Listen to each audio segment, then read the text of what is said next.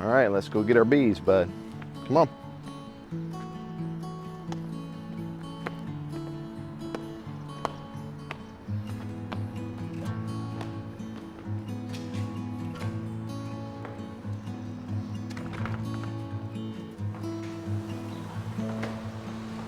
Over here next. Go down this way. Be careful. You got it. Come on. Good job. All right. Good job. Hey, hey, hey. No, no. Don't run down the road. Stay over here. All right. The bees are here. Better make sure that they stay right there. Don't need a bunch of bees getting loose in the vehicle.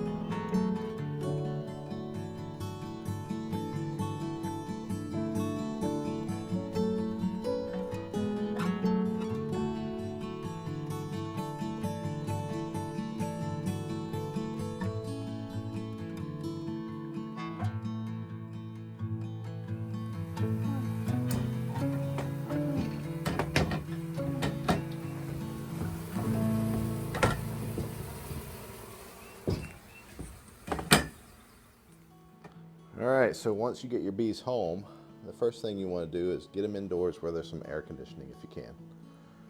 If you can't, if you have your hives ready to go immediately, you can take them straight and put them in the hives. But if they're going to be sitting for any amount of time, they need some air conditioning, or they need to be in a shaded, cool place out of direct sunlight.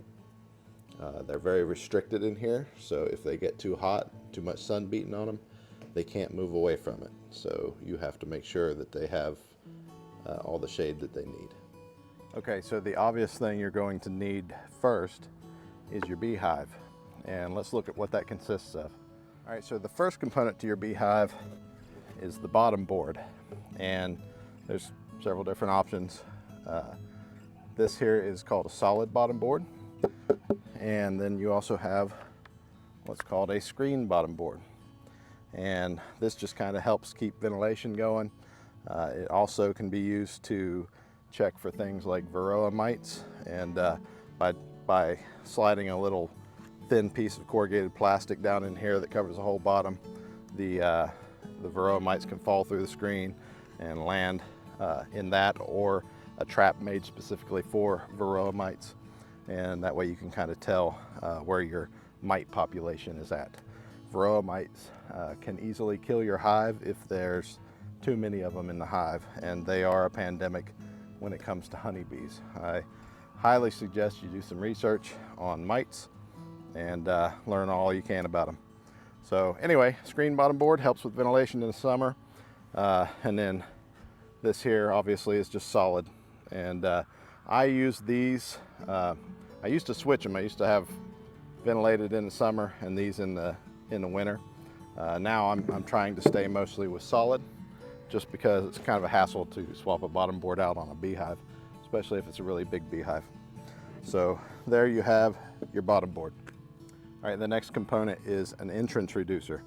And an entrance reducer basically helps a new colony of bees or a weaker colony of bees defend their hive a little bit better. It also can reduce the amount of ventilation going into a hive, say in the wintertime. So you have a small entrance, and then if you flip it, of course it would be like this. You have a wider entrance, and you can take it out completely if your hive is big enough. Whenever you're starting out though, I highly suggest that you have something like this that you can easily put into place, and your bees don't have to work so hard to defend a tiny little entrance like that if there's a hive reducer in play.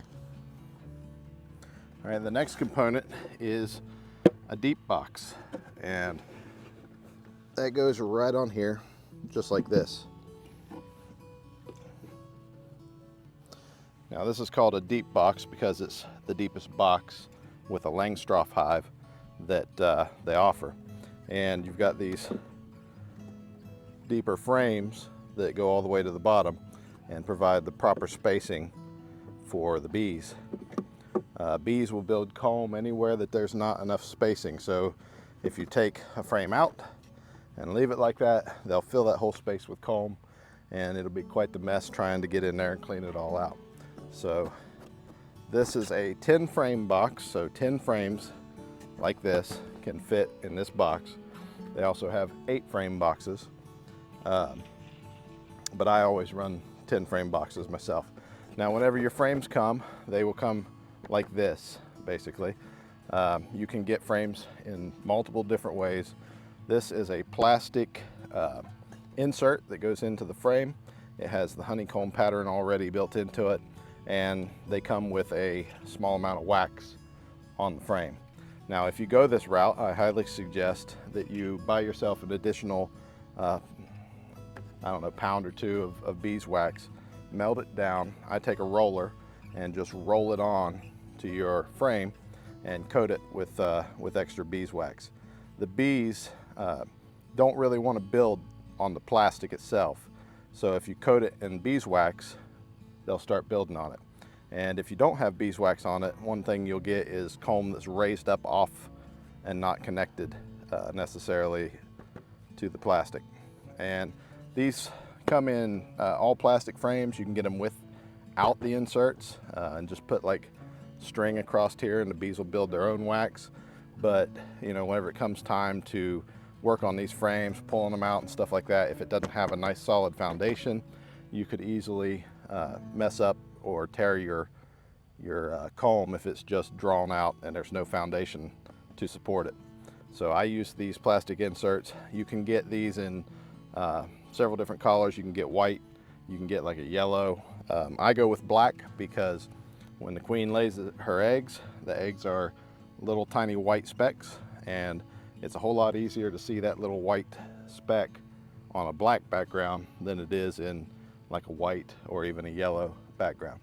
But to each their own. And like I say, these frames come in made completely out of plastic. One of the things sometimes you have trouble is as these age, the little staples will pull out of them when you're working them. Just something you got to consider. I like the wood myself, so this is what I go with. Now whenever you're starting out, you won't have comb that has already been drawn out. This is an old frame that has wax that they've already started using, and I of course have that. A new beekeeper would not have this unless you know someone who keeps bees and that could help you out with some of it. But if you have something like this, then whenever you release the queen into the hive, she can immediately get started laying eggs within a day or two, and the hive can get going. If you don't have something like this, then the bees have to draw out wax and make all this, and that takes a lot of sugar syrup, nectar, that kind of stuff for them to draw out this kind of wax. Now they're ready to go, they can definitely do it, but it makes it a lot easier for them to just get going with this stuff. All right, now the next component is not something that you necessarily need to have just starting out. But this is something that you'll want to get eventually when it's time to start looking at collecting a honey crop. So the bees will collect honey all year for their own purposes, to make it through the winter and stuff like that. And they'll store it in here. They'll use it to feed themselves. They'll store pollen and use it to feed their brood. And but when it's time for us to start thinking about trying to get a honey crop, one thing you want to do is you want to keep the queen from going up into your honey and laying eggs. And so one thing you need is a queen excluder. And basically these little metal slots are just the proper width that a queen bee cannot fit between them. But all the other bees are smaller than the queen, so they can actually get up through these slots and deposit honey up into the top of the hive. So when it's time for the honey, you'll want to get yourself a queen excluder.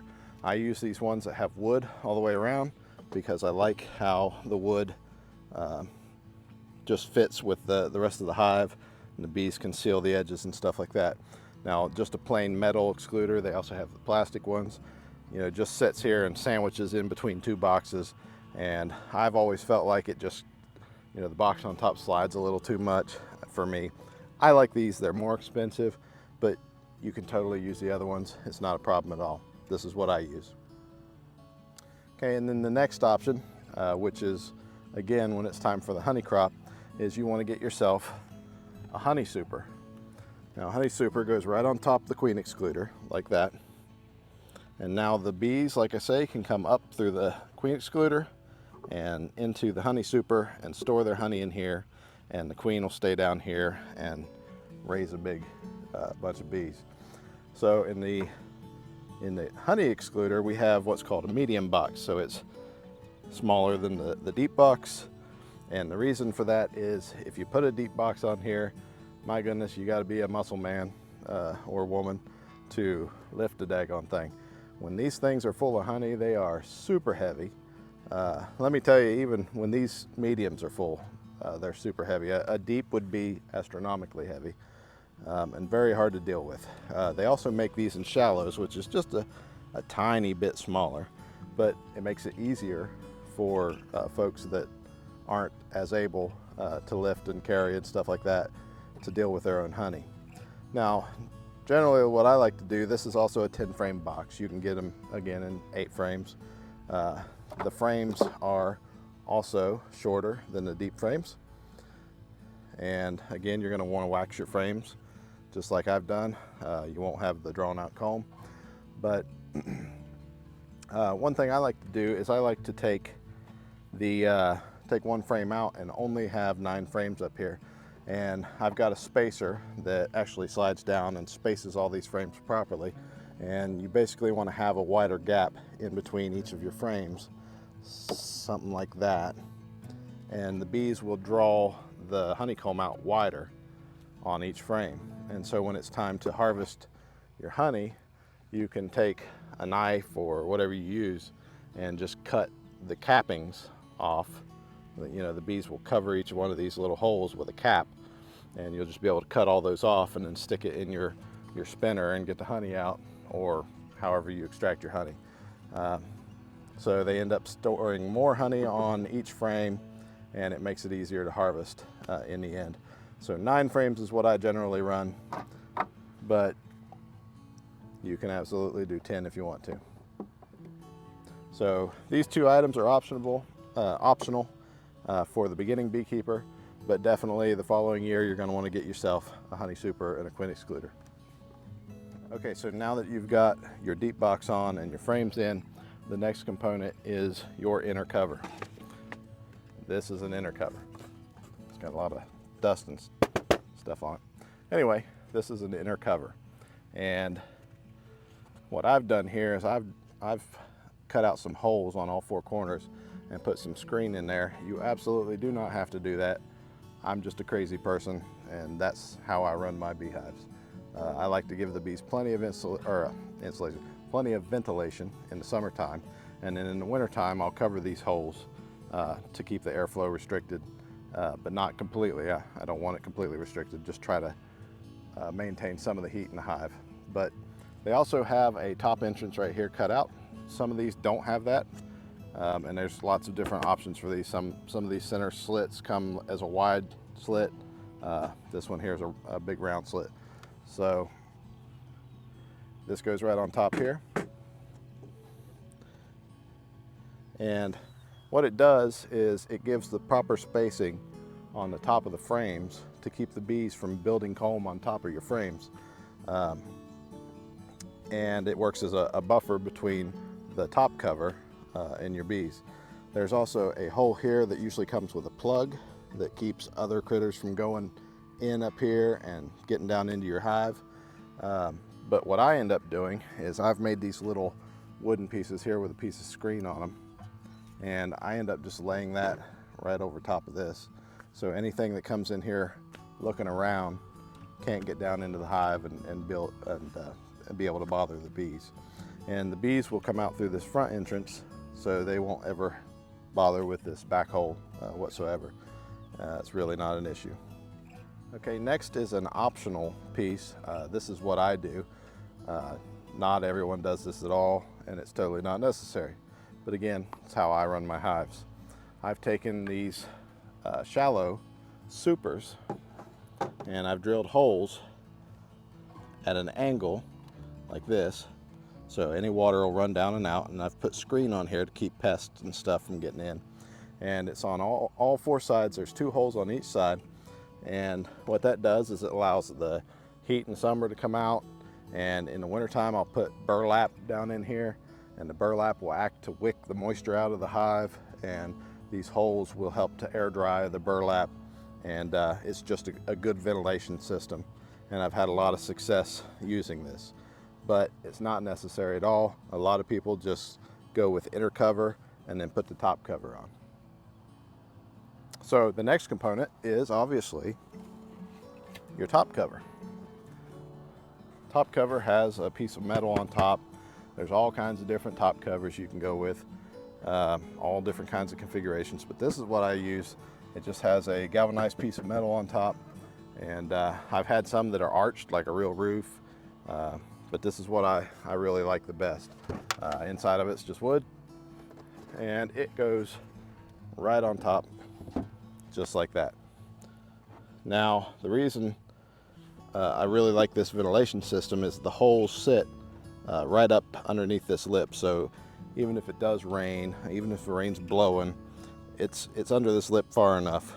I've put these holes up high enough that it really doesn't affect anything at all. But you can see the entrance, the top entrance is right there. Let's look at it without this on.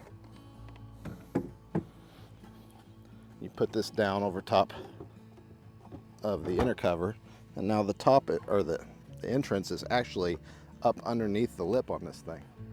So if the bees want to come out, they have to come down, and if you were to push this back like that so that it's up against the wall, there's no seam here at all, they can't get out the top entrance whatsoever. Now, bees don't have to have a top entrance, but I've found that a lot of them use the top entrance. So having this additional space keeps this up and off, and keeps their top entrance open. And I really like this method myself. And again, this is a shallow, so it's smaller than the medium we just saw, and that's what I use. All right, and so there's one more piece that you want to consider whenever you're starting a brand new hive. When a new hive comes in like a package, you end up having a bunch of bees that aren't established whatsoever, and they need some extra help. And so you need to feed those bees once you put them in the hive. That'll keep them going while they set up their hive, they build their comb, and they get established. So provide them a feed source. Now, they've got feeders that can be put on the outside of your hive, and it's got like a little tray that slides back in there. So only the bees inside the hive can access that tray, but it's got a big jar that sits out here that's full of sugar water. And sugar water is 1 part sugar to 1 part water. So if you have 1 pound of sugar, then you use 1 pound of water. And notice I didn't say 1 gallon, I said 1 pound of water. So 1 to 1. And I initially used the jar feeders that sit on the outside of the hive, but what I found is that other bees from other colonies would come over here and try to rob, and there'd just be a tussle going on, a big fight with all the bees trying to get in there, and all these bees trying to fight them off, and it was just a lot of extra stress that the bees didn't need.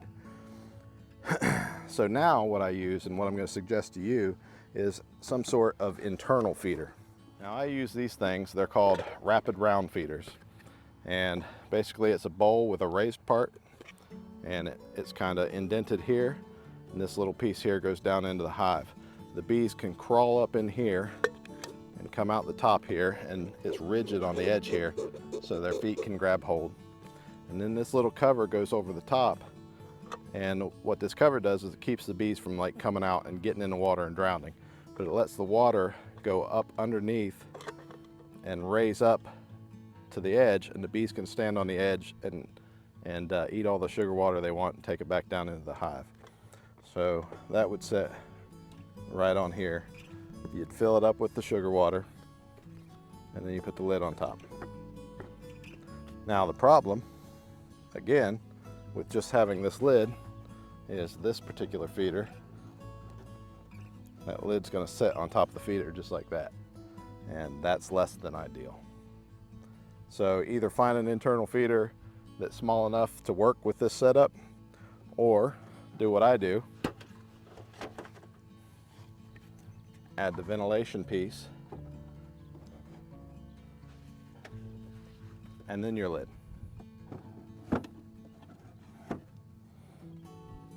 Now your feeder is in there, it's protected from pests and stuff like that. Yes, there is the small entrance on the back that pests can get into, but you also have a lid on top of that feeder so they can't get to the food in there and they can't bother the bees. Now, admittedly, some bees will drown, but very few. This is a very good feeder and it works very well.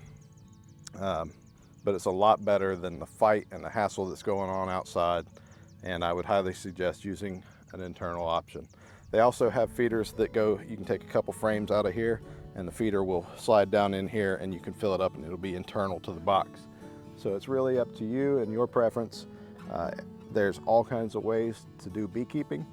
Everybody has their own way, and I suggest you find what works best for you in your area and in your climate. And so starting out, your first hive may end up looking like this. And the next thing that we need to do is add the bees. All right, so we're going to go ahead and install this package of bees.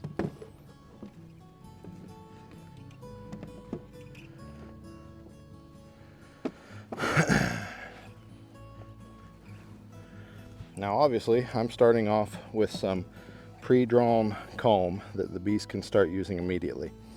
And you as a new beekeeper won't have access to that. You'll end up having frames that are empty like this, or whatever you choose to go with. I would highly suggest rolling more beeswax onto it. Even if it comes pre-waxed, add more beeswax. It'll definitely help you.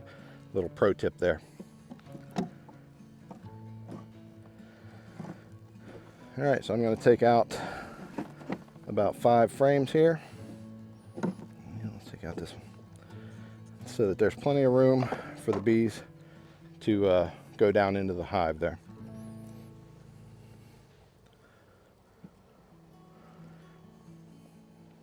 All right, first thing to do is to take the top off of this.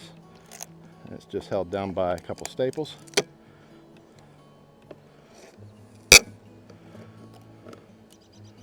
Just like that. Now the bees eat sugar water. They love sugar water, and that's what's in this can right up here. So if I take that can out of there, a lot of these bees are going to go up into the air and be all over the place. So one thing that I like to do is get a little spray bottle, not a spray bottle you've used anything else in. You don't want to have any other chemicals in this. Get a fresh brand new spray bottle, put 1 part sugar to 1 part water into here, and you're basically just going to spray your bees and get them wet. And if you look close, I don't know if you can see on the phone there or not, but the bees go right to cleaning each other. So now they're going to be occupied and busy getting each other clean. So just spray both sides, and then you can kind of do a little shake here, knock them into the bottom, spray them a little bit more, just like that. Now the majority of bees are going to be occupied. Okay, I'm just going to lift this can up out of here, and I'm going to have my lid ready to go to cover the hole like that. And there's 2 little pinholes in the bottom of the can here that the bees have been able to get sugar water out of. I'll flip this over because staples are keeping it from sitting properly. And that staple's going to be a problem child. All right, so just like that. Okay, now the next thing I want to do is I want to get this queen out of here. She's attached to this little black piece. they got some sturdy staples now. All right, you guys are getting out, aren't you? All right, a few bees escaping are no problem at all. And what we're gonna do is just lift the queen cage out of here, shake it a little bit, and there you go. Now the bees have built a little section of comb onto this queen cage here. No big deal, but you can see they're sitting here. They're trying to feed the queen.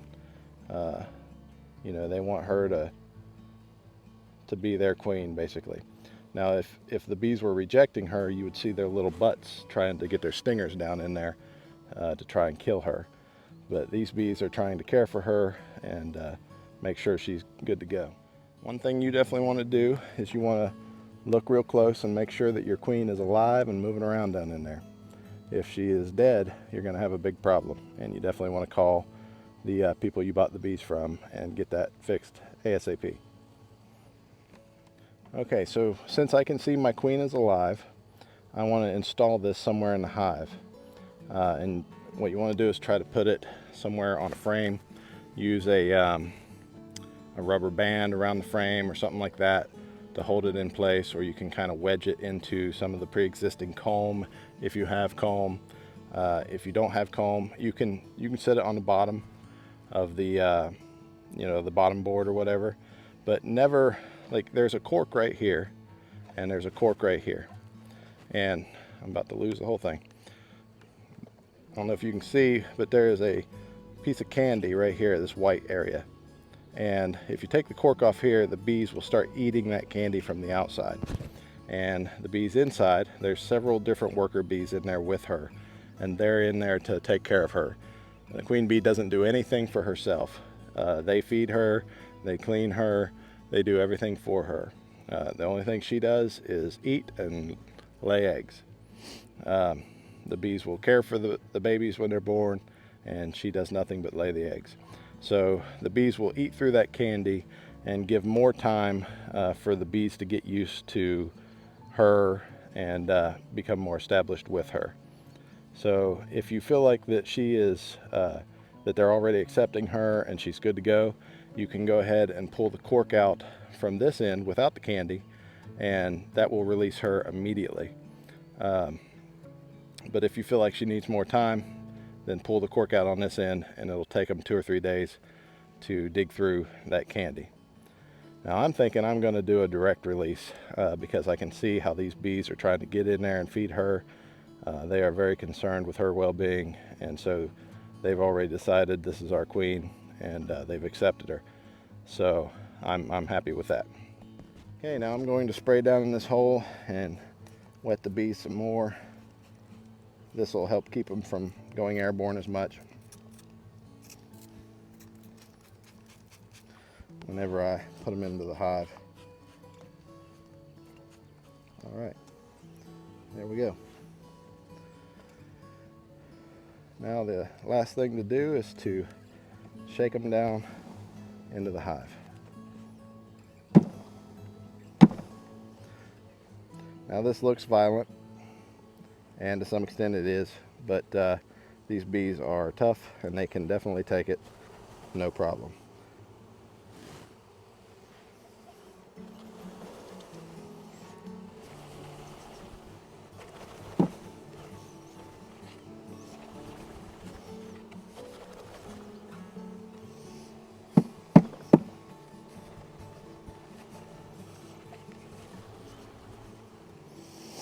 All right, and then I'm going to just set this cage that still has a few bees in it right down here at the base of the hive, and the bees will be able to go right into the hive. Looking down into the hive, this is what it looks like.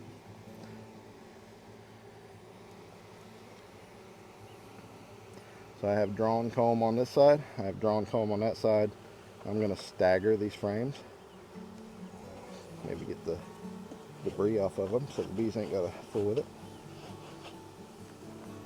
Anyway, I'm going to stagger these frames. One empty frame. Gently lower it down because there's a pile of them down there. And then I'll put a drawn section, and so on and so forth.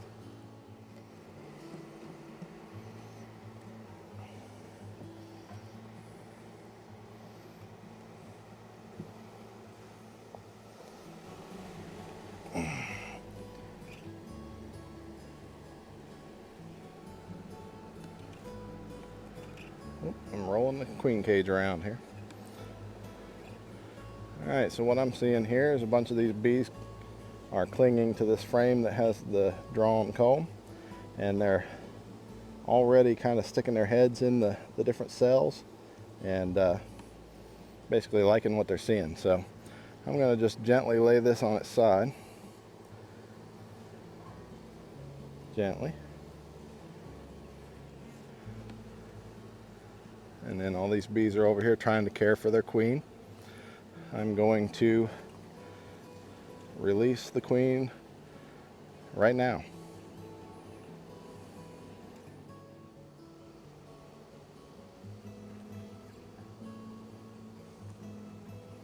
I'm pulling the cork out of the end that does not have the candy. Just like that. And hopefully the queen will come out through that hole.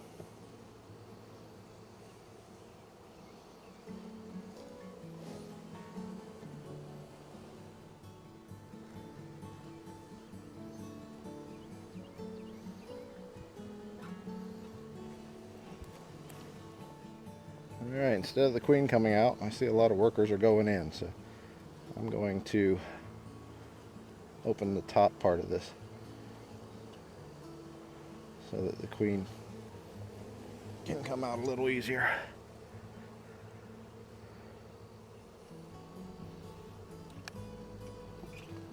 Just like that. Now let's raise the lid here.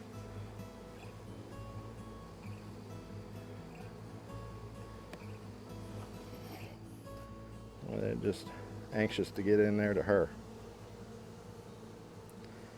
And the queen is right there on the outside. She's just hanging out there while they feed her. That's her right there in the middle.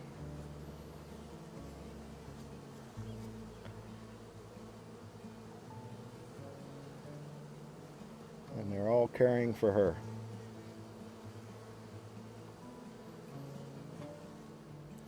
She's working her way around the edge of the cage here.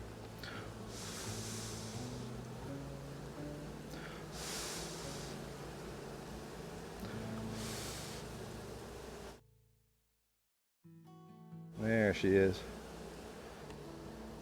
Take this cage out of here. Hey, there's the queen.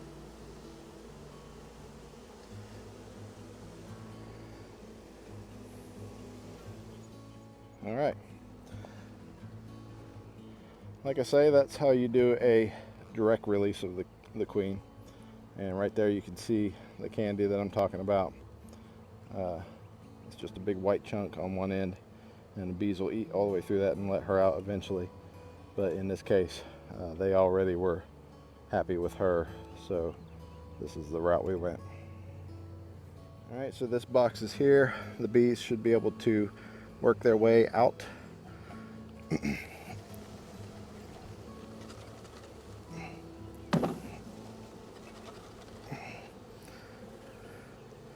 I hope.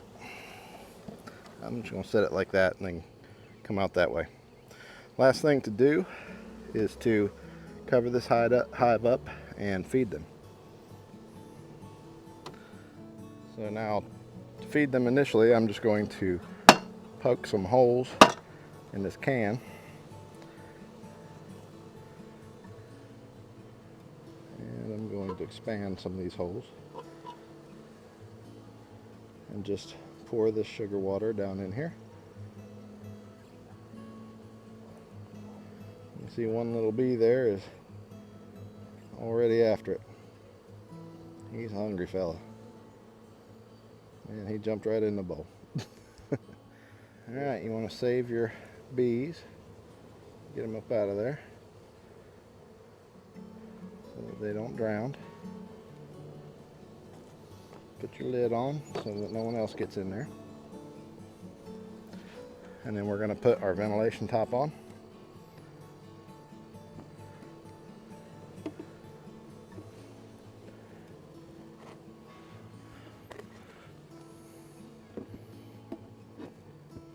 Alright, it has been 5 days since I installed this, and I just want to show you what progress they've made thus far.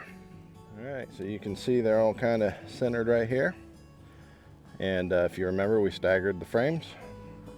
So let's just open them up and see what it's looking like. I'm not sure if you can see, but there's liquid down in the holes, so they've been going out and gathering nectar and storing it. Okay, this is one of the empty frames, and you can see they've drawn the comb out on it. Quite nice. They've been putting it to good use. Okay, so here we've got a frame with drawn out comb, and as you can see, the queen is right there. It's got the green dot on her back. She's right here.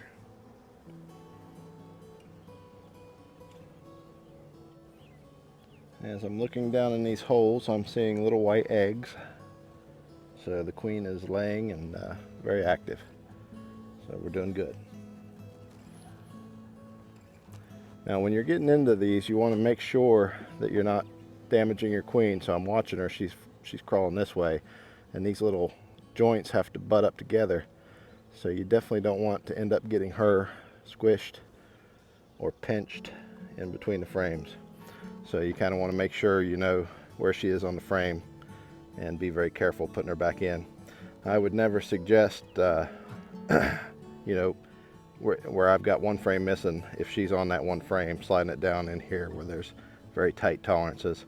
I would take a frame out and give a 2-frame gap and slide the frame down in there with her on it, put it into position, and then take the opposing frame and put it back in. That's just me. That's how I'm cautious with my queens. I want to make sure and not damage her at all. Okay, and last one we're going to look at. This is an empty frame, and you can see they've drawn it out with all white comb. I don't know if you can see or not, but down in those holes there's little white specks, and those are eggs. A lot easier to see them against this white comb and that black background. So that's what it looks like up here on the top.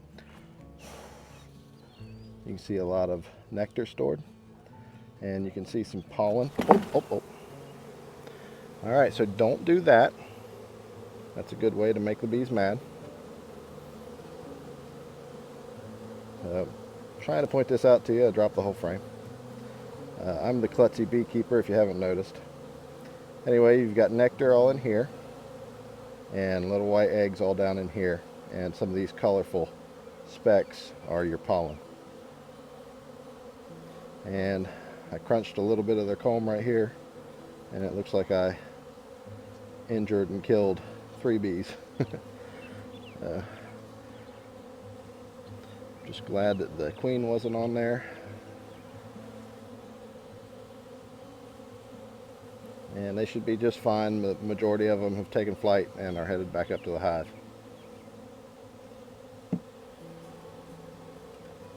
These gloves keep your hands from getting stung, but your dexterity goes out the window. So if you can learn to do this without gloves, then that's probably a good thing. But I am not gentle at all, so I would end up getting stung left and right if I didn't wear gloves. I'm a bull in a china shop. So there you have it, 5 days in, and you can see the progression, see how they're doing. Alright, so that's all there is to it. Now, this here's the queen cage I set off to the side, and as you can see, bees have went back to it.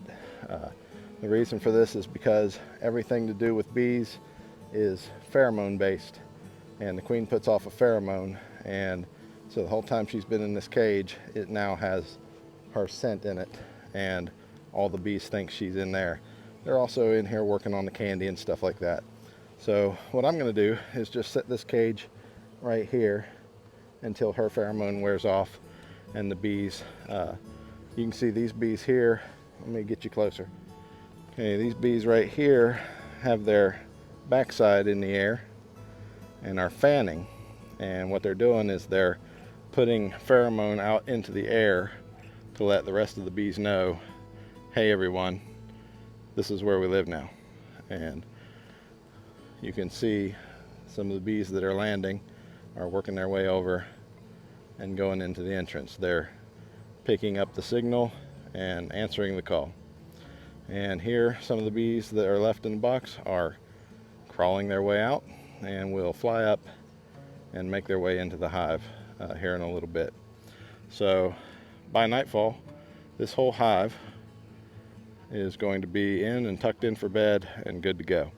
I'm also going to mix up some more sugar water. You want to keep the sugar water flowing for a week or two, maybe even more, until you see that your hive is established and they have plenty of resources stored and can make it on their own.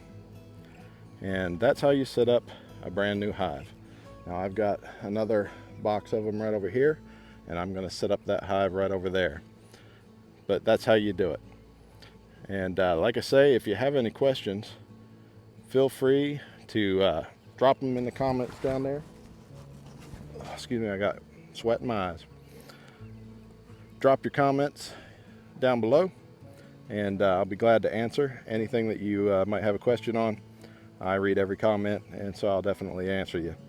And guys, if you like this kind of stuff and you want to follow along with your new beekeeping hobby or career, then hit the subscribe button and follow along. Got lots more coming, and I appreciate y'all watching. We'll see you on the next one.